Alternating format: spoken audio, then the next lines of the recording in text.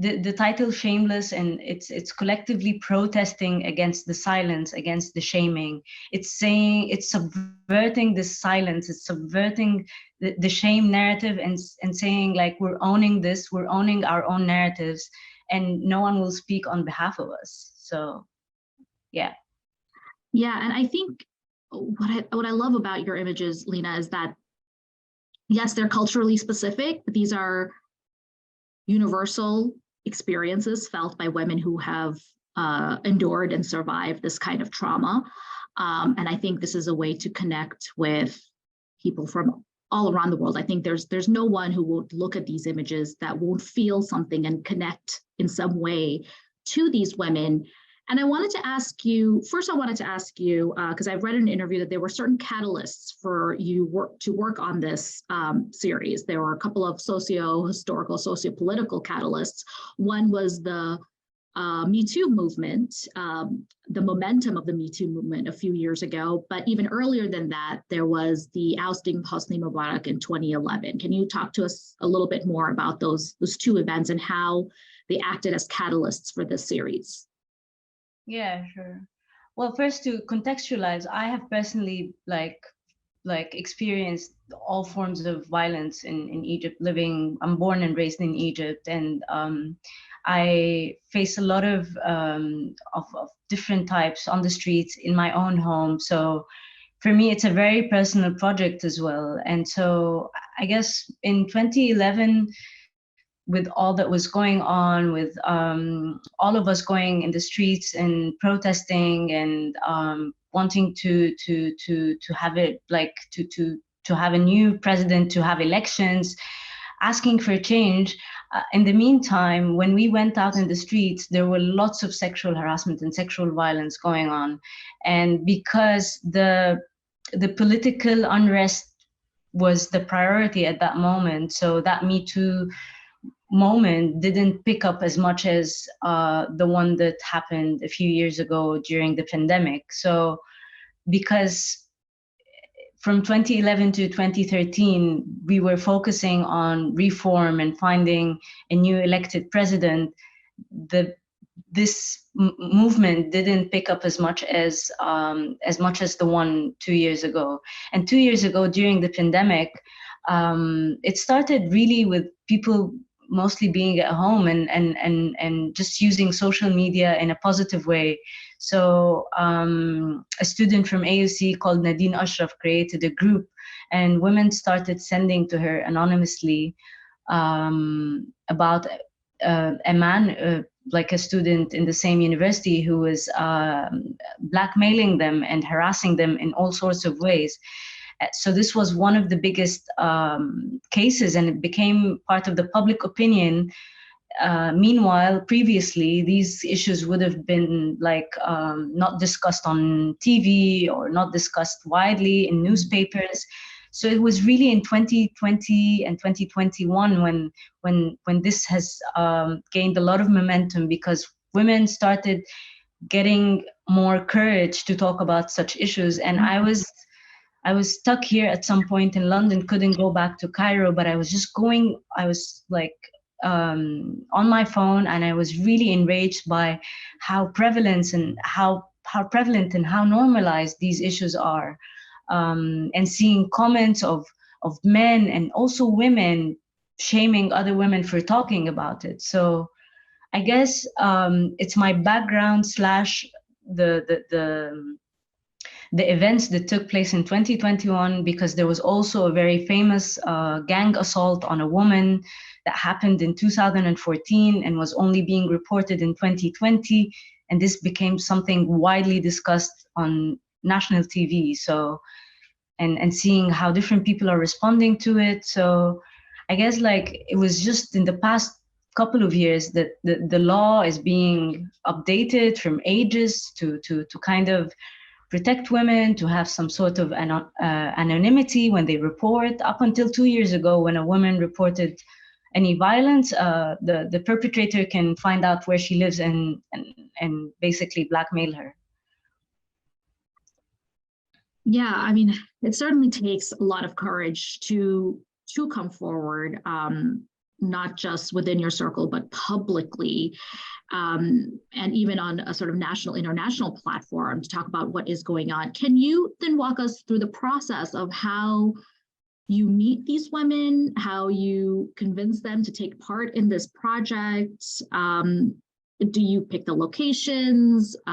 Somebody in the audience asks, are these staged? So yeah, can you talk us a little bit more through your process of how each photograph comes to be?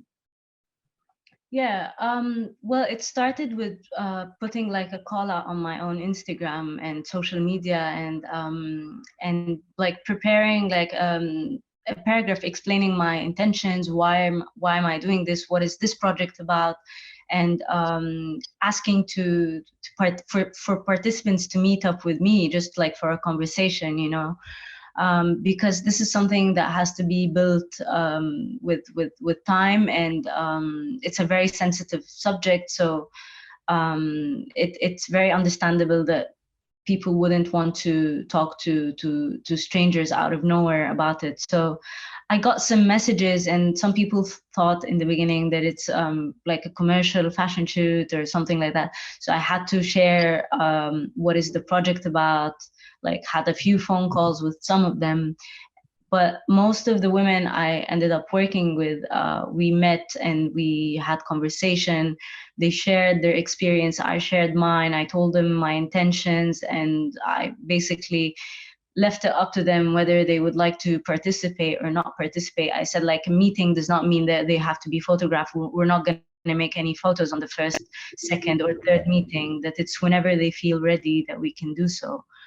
And some women I met with, and we had amazing conversations and we bonded, but like it didn't materialize into a visual outcome. So I also had to have that open mind and flexibility that, like, this is the kind of project that I have to be fully understanding and treat people the way I would like to be treated, and because, as I said, I experienced this in my life, so I have to be super understanding if someone is not ready, or someone just wants to participate but wants to be anonymous, or wants to participate but just in writing but not being photographed. So after I did that, and like I started meeting with women, and like I was surprised that some of them were like, oh, I have a friend who wants to speak to you because I told her about what we're doing, and she would like to be part of that too.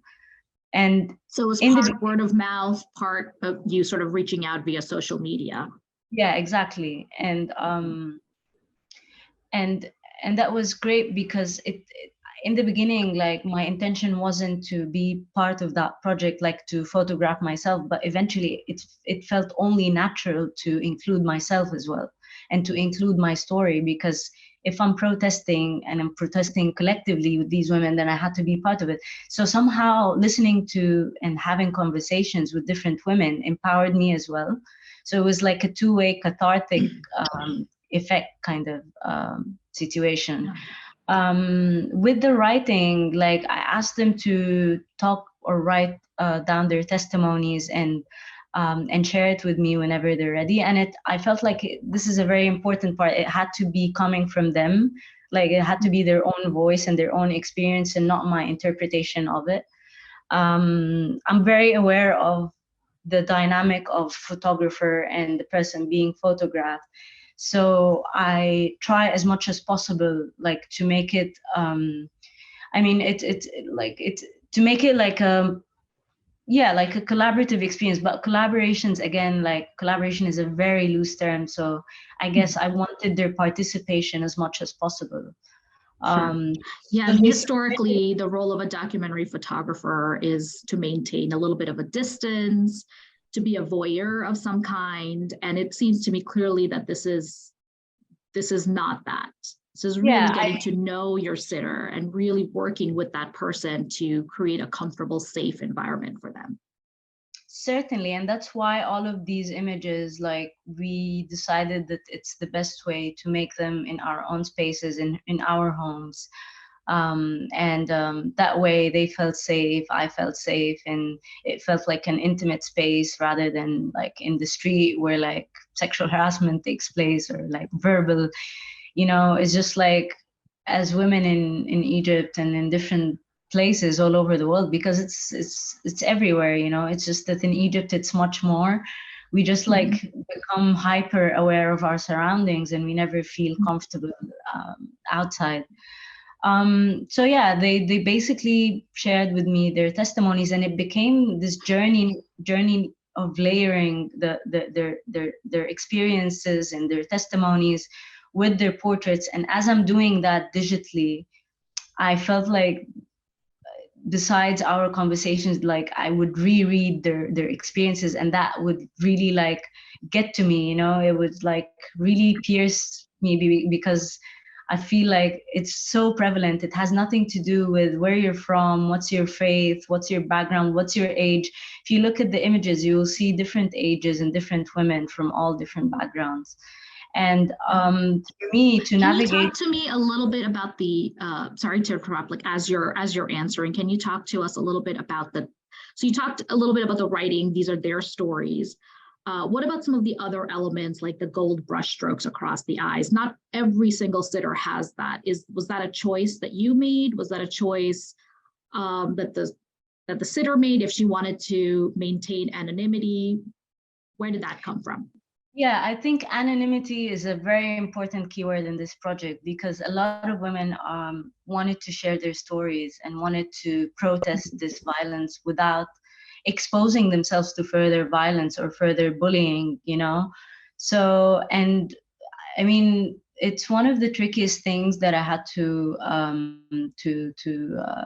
work with, because I didn't want to pixelate their faces or their eyes, or scratch them, because it's a violent act, and pixelation it has a lot of negative connotations. And because gold has such a prominent value in Egyptian culture, and you see it in every home, you see it.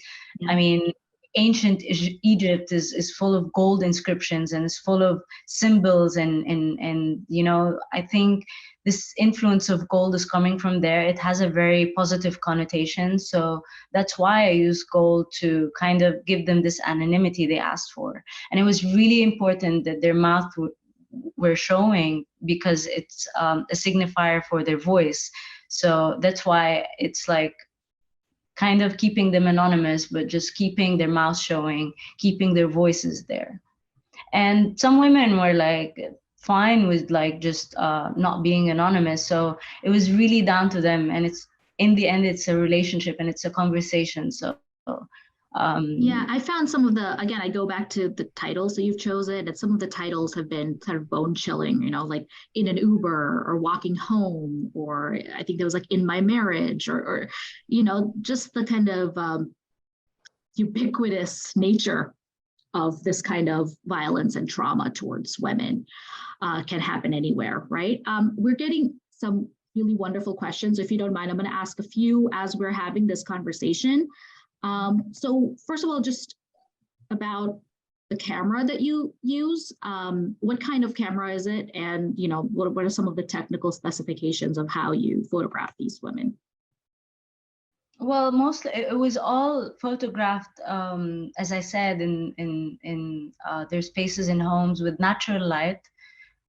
It's so abundant in Cairo. So I love working with natural light. And with regards to cameras, I used to, so I use a Canon 5D Mark III, and I use a Mamiya 7. It's a medium format analog camera. But I guess like, I mean, camera and equipment are important, but like, I'm not a technical photographer. Like I know my technicalities, but I think the most important thing that I care about, like when I'm working, is connecting with people. And that's what comes first, connecting with people, and what kind of message are we trying to put across. Yes, and somebody asked, you know, again, to everybody joining in, this is just a sampling of the series, just a few images.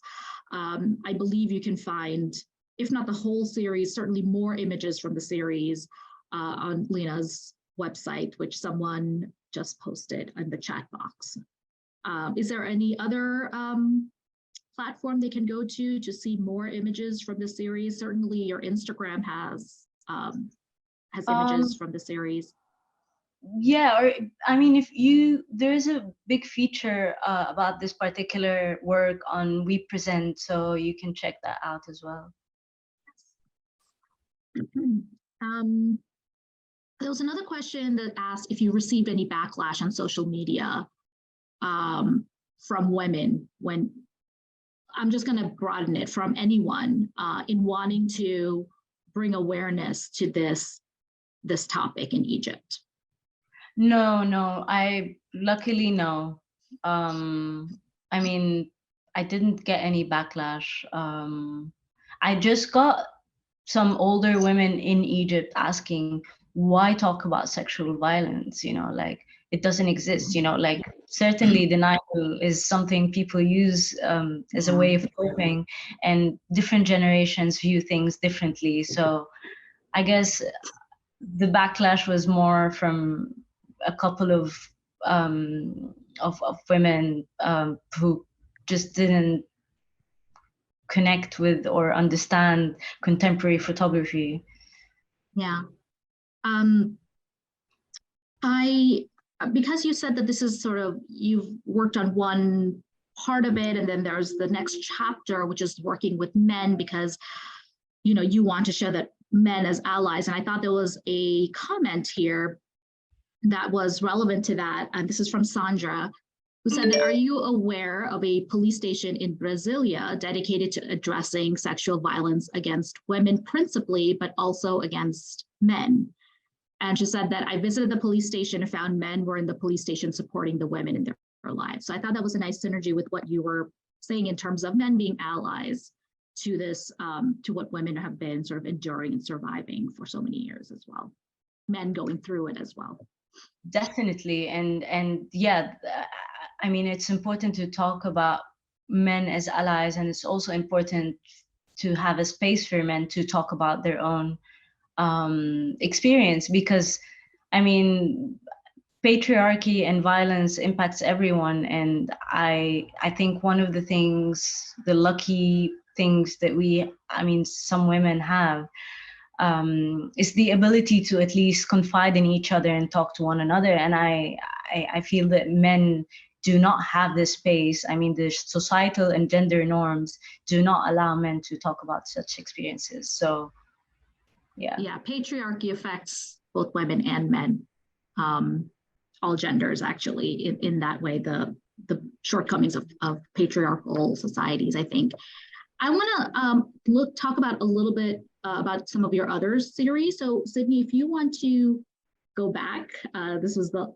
last in the presentation, but if you want to go all the way back to Cleopatra's Scoring Change, I've just, as with all of your series, they're slightly different in every way, but they're all kind of, again, surprising in your choice of subject matter. And I wanted to ask you how this series came about. And this is part of the Against All Odds commission by the Malala Fund and the British Journal of Photography. And you tell us about how this sort of commission came about. Yeah, I mean, it was a really, really inspiring and fun project to work on. In 2021, the British Journal of Photography and Malala Fund were collaborating and commissioning 3 photographers from developing countries, working with young women and girls who are achieving against all odds. And I submitted a proposal with suggesting I would like to work with these 2 women.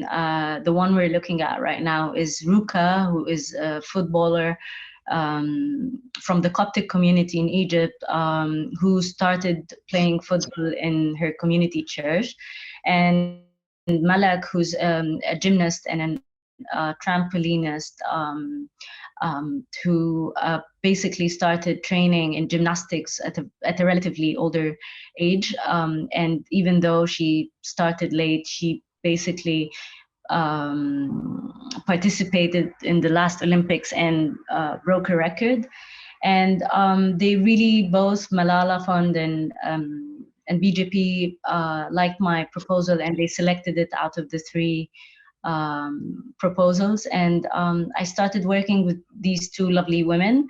And it's so interesting to see that even though they both, I mean, I just want to contextualize a little bit. I come from an athletic background. I used to play tennis, and my tennis years were very formative in shaping me into the person I am today. So I think that physical education is as important as academia, and I think physical education is very, very much neglected in the public schooling system in Egypt, and because movement and sports were really formative for me, I feel like it helped me a lot. Like it helped me while I was a teenager. It helped me later on. It helped with my discipline, and I just wanted to highlight these women and show how even though like Ruka is struggling to go to training and like saving up money to play football because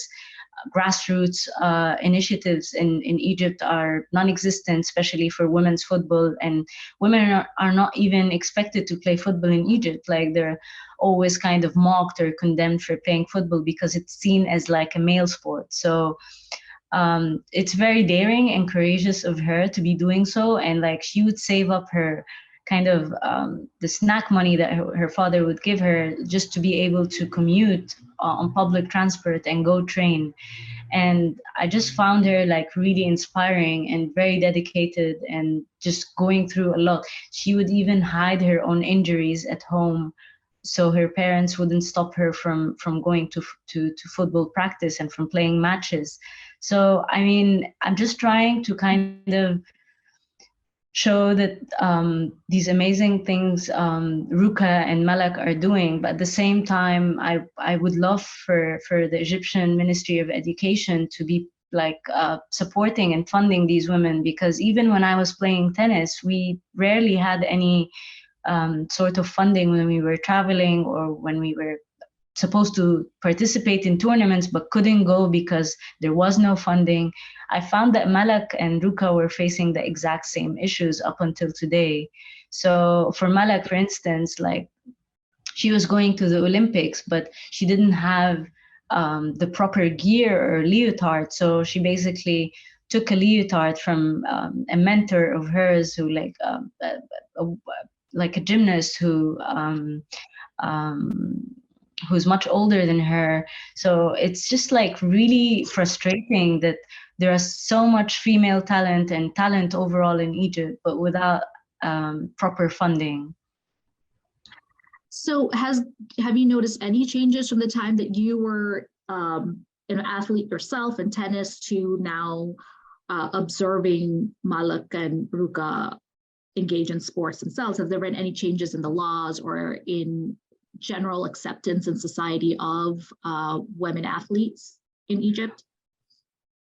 Yeah, I mean, in terms of the laws, not much have changed. Like, there is a lot of corruption in a sense that there is funding, but it's very selective with the sports. Like the Ministry of Sports, they are very selective with which sports they fund. And for women's football, it's not a priority, and for a gymnast, especially a trampolinist, it's not a priority. So there's some sort of segregation going on in which sports gets funding, and a hierarchy within sports. Yeah, exactly. Yeah. And women's sports especially doesn't get as much as men's sports. And so I think especially at schools, like I think this is the most I think this is the most important thing that needs to change: physical education at schools. When I was growing up, like in the PE class, like boys were playing football or running, and I hate to say that, but like as girls, we would just go buying snacks, and sometimes we would like play football, but it was really rare, and it was a private school. But public schools, women don't, and young girls don't do any physical education. And I think like moving your body, understanding your body's limits, and just it's just like adds another whole layer to your existence. So it's something that really needs to change. Did you learn anything from observing these athletes? Yeah, I learned a lot. I mean, it's from both of them. I mean, with Malak, like I connected with her a lot because she would face these mental barriers, and especially as a gymnast, it's like super scary. Like with one wrong move or one wrong jump, she can just end her career. And so she had these mental blocks that I used to have when I was playing tennis. And seeing her navigate that, and seeing uh, her resilience, and like her commitment to doing her mental toughness sessions and to doing her physiotherapy sessions, is just like it's really inspiring to see a young woman like that. She was also doing a voiceover job to pay for her own training, because she, like, her parents are mostly absent, and this is like her anchor. Like sports and gymnastics are her anchor. So that's why I think physical education and sports are really important, because it really gives you a sense of discipline and self-esteem, and it empowers you in ways that you wouldn't have imagined. Yeah, and I think this is something that's people might find difficulty grappling with. Can these women sustain themselves through sports alone, or would they have to supplement whatever income they get from playing sports professionally with other jobs, which is so different than what we see here with professional athletes, right?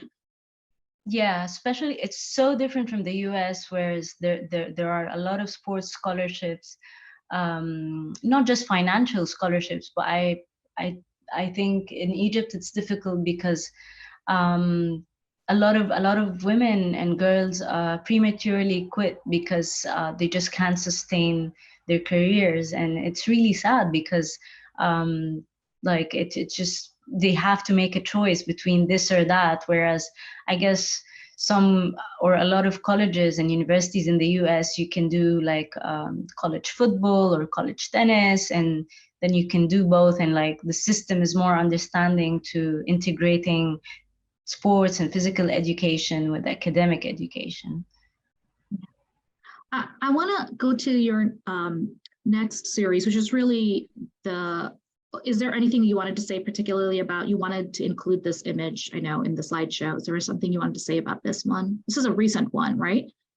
Yeah, I mean, I'm trying, basically, this is a recent image of Zainab Alema, a rugby, like the first Muslim Black rugby player in the UK. And I mean, she is so inspiring. She used to be a nurse in the NHS, the healthcare system here in the UK. And she has 3 kids, and she's just like super dedicated. And I mean, it's just like to show that I'm trying to expand my commercial practice, but I really also like it to be on the same wavelength with my personal work and with my personal values. So I think a lot of people commission me for my personal work to do commercial work. So I think it's important to have the link between both.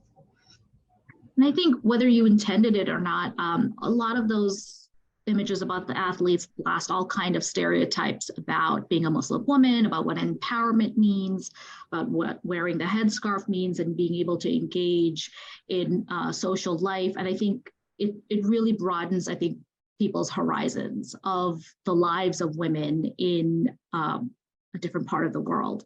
But I wanted to talk about this series. This was your breakout series, and you won that award for it. What was the award? The documentary photographer of the year by the Royal Photographic Society, called Breadwinners, which looks at domestic workers, right? Women housekeepers in Cairo. As with your athletes, why this topic, which I find so fascinating? Why this topic of highlighting domestic workers?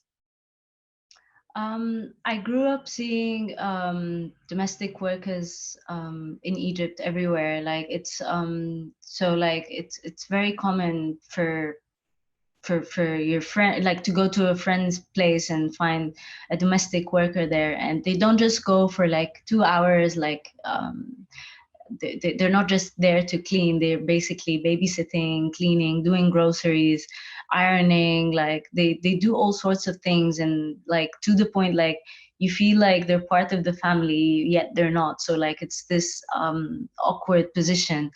And it was in 2018 or 2019. I was watching a film called Roma by Alfonso Cuarón, and it was the female protagonist in that film, and she was a domestic worker in Mexico, and it felt like I'm really watching something that I've been seeing my whole life. I mean, I was really moved by this film and by this character Cleo, because as I said, she was doing everything. She was almost part of the family, but then she has no like basic rights, like a health insurance, a social insurance. She has nothing to lean back on when she grows old. And this is what breadwinners is about. Like these women are the breadwinners in their own families. They are the ones working, providing. They are the ones even providing for their kids when they get married, you know. And I think I was just like really enraged by the fact that these women are doing all sorts of things, yet they're not like their profession is not even acknowledged in the labor law. Like they don't have, even though their job is very laborious, they don't have any sort of health insurance. So a lot of them actually face issues when they get injured or when they grow older and they can't do physical work. They have nothing to lean back on, no pensions.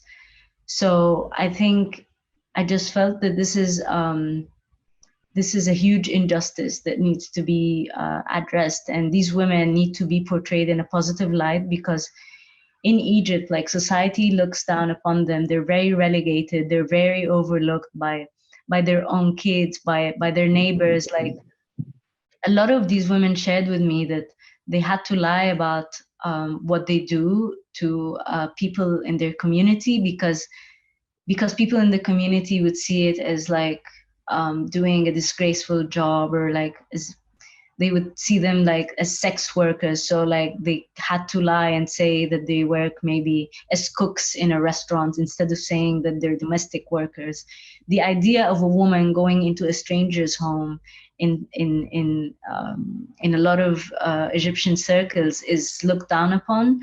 And I mean, each woman has her own challenges and has her own um, status. But what really surprised me is the fact that most men in their families were either passive and pushing them to work and like and trying and taking control of the money that these women make. So I mean, it's a very, very important topic. Yeah, and I, as a South Asian,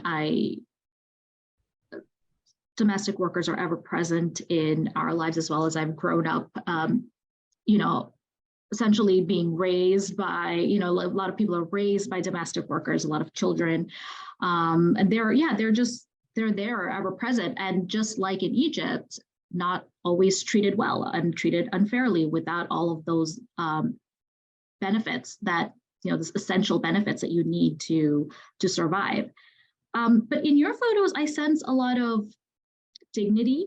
I sense hope in their faces, that they have aspirations. What are some of the stories that you've heard? Are there generational differences between some of the older domestic workers and perhaps younger women who are coming into that field? Yeah, I think like there is a movement into just like not putting up with injustice. Like it's becoming more normalized to get a divorce, whereas with some older women, like divorce is really taboo. Like, so some women would just put up with their husbands, even though the husband is just either sitting at home or sitting at the cafe, not working, and basically living off his wife, not contributing to childcare, not contributing to anything. So there is a movement towards like not putting up with such behavior, to getting a divorce. It's better to be divorced than to be living an abusive, like to be in an abusive relationship. A lot of them had to quit their education early because they were forced or influenced by their parents to do so in order to help provide for their own families. So a lot of fathers would urge them to quit education and go work even when they're underage, so they can bring income in the family. But I think there is a move towards like insisting on continuing their diplomas or high school degrees at least before they start doing so. So yeah, I think there's a lot of awareness, and there are lots of differences. I can't generalize. Yeah. Well, I want to give people a little bit of time to ask questions, but my last question to you, Lina, is what's next? Are there topics that you haven't tackled yet that you would love to explore more? I know you're doing the second chapter of the Shameless series. Is there anything else that you're thinking about, that you're willing to divulge at this moment? Yeah, I mean, there's so many things I would love to work on.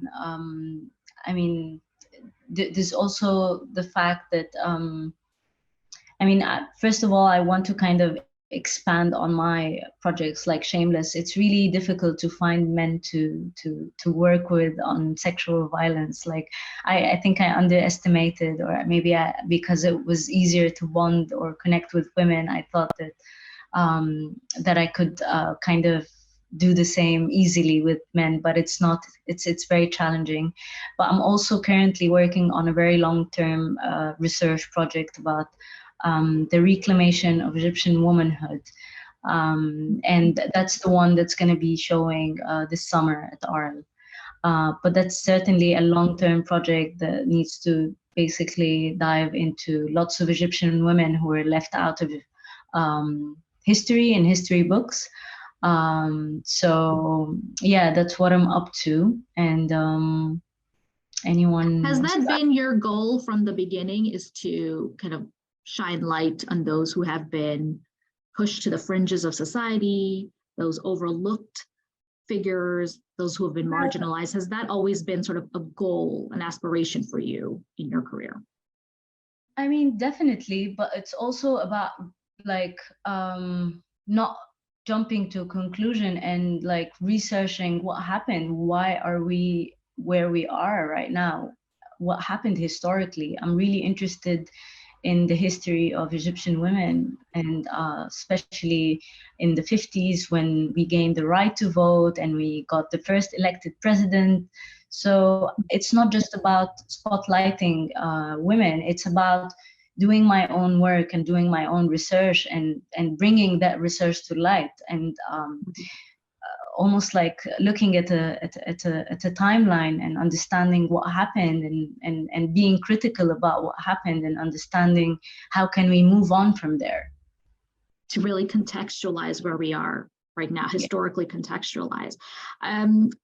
So Ellen asks, are any of these photos in a book? Have you published any of these series?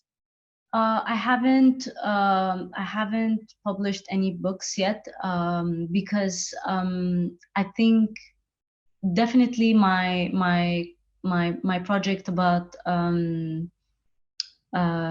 reclamation of Egyptian womanhood will be in a book, because that's the right form for it. But I think it takes a lot of depth to and I don't want to make a book without feeling that a work is fully finished. And I'm very critical about photo books and who can afford them and who gets to buy them. So I think you should only be making a book if it has to be in a book, if that's the right medium for it. So what is your preferred medium? Is it social media? Is it exhibitions?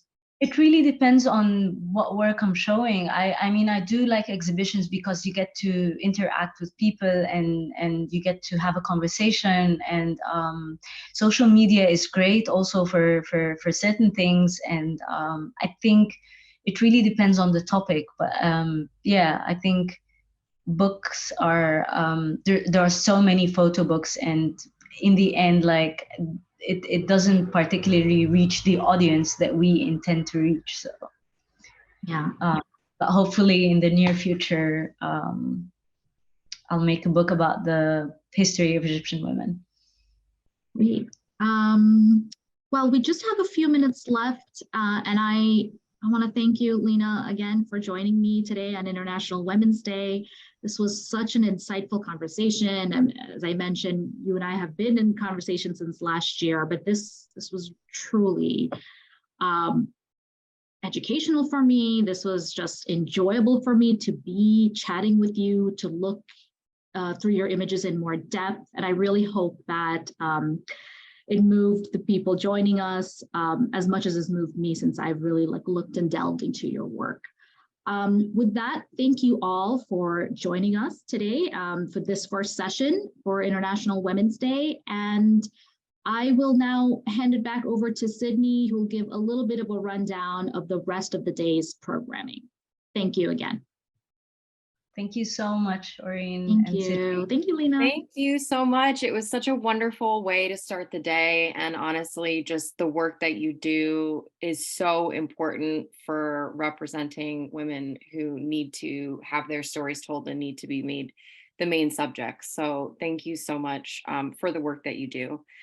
This does conclude our first session. Our next session is pre-recorded. It features a performance and conversation with Washington, D.C.'s own Belladonna Band, which is a women-only go-go band. It's a great performance and wonderful conversation. And as I said, this session was pre-recorded, so the link is now available on our website, and I also posted the link in the chat. We hope to see you next for our next live session, which is at 5 p.m. Eastern time today, when we will hear from NIMWA's Chief Curator, Katie Watt, and Director of Education and Interpretation, Deborah Gaston. Again, thank you so much for joining, and happy International Women's Day.